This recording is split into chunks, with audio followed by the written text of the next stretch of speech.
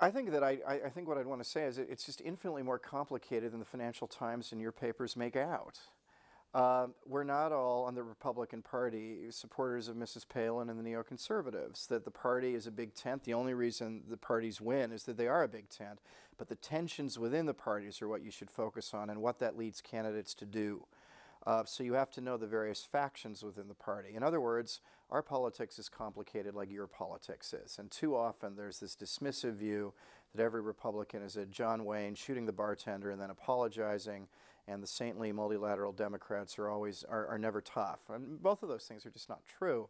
From working in Washington, I know lots and lots of tough-minded Democrats, and I know plenty of Republicans who want to work with allies to get things done. I think getting rid of the stereotype, the cartoon of the United States electorally is something the rest of us really need to work on, because otherwise it's not going to make sense what happens in America. I mean, the eurozone crisis is certainly a lurking danger for the Obama administration because of our close ties banking-wise to Europe if it were to go under. And by that I mean if there were a serious run on the euro in Portugal or Greece again, or if Francois Hollande were elected president of France and unpicked the austerity treaty. You'd see markets go after the euro, and indirectly that would hit the United States. And that economic failure, even though it's not poor President Obama's fault in that case, I doubt voters would care about that differentiation. And so this is one that really worries the Obama team because they can't control it, and yet it could directly impinge on the election. Iran is the dagger over the head of the administration. It's the sword of Damocles hanging there. And the reality is that an Israeli strike on Iran in the early fall, say September, an Iran counter-reaction, which of course would include threatening to close the Strait of Hormuz if not closing it, would lead to a spike in the price of oil to somewhere around $200 or more a barrel. That would immediately impinge on Europe, which would then go back to hitting the United States. Plus, in a situation of war or peace, the president would have to make very quick decisions about how much to support Israel, how far to go.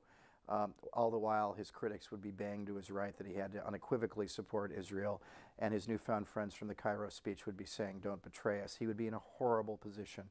And so that's part of why they are working night and day to avoid that beyond the obvious, more altruistic reasons. They're the game. I mean, the 30% of voters who are independent voters have really led to the swings, the radical swings back and forth. In 2008, they were for Obama. In 2010, they were for the Republicans. And now they've swung back to Obama in the polling, and he's ahead of Mr. Romney. And the thing these people care about is the economy, the economy, the economy. And the fact that people are talking about anything else irritates them. The fact that there's infighting also irritates them. They hate that people bicker in Washington. That comes across in every poll. And so winning the independents is the same as winning the election. You have to get back to the center to win American elections. The problem for Romney is he's having to move to the right to secure the nomination and then pivot back to the center without looking like a dancer or a flip-flopper or an Etch-a-Sketch. Pick your analogy. Obama is a bit better positioned, but if Romney can start talking about the economy, he would have a chance given the real unemployment number of 16%. But it will be harder for Romney to do that than from Obama, and that's really the cost of the Republican primary campaign, that Romney's had to move so far to the right.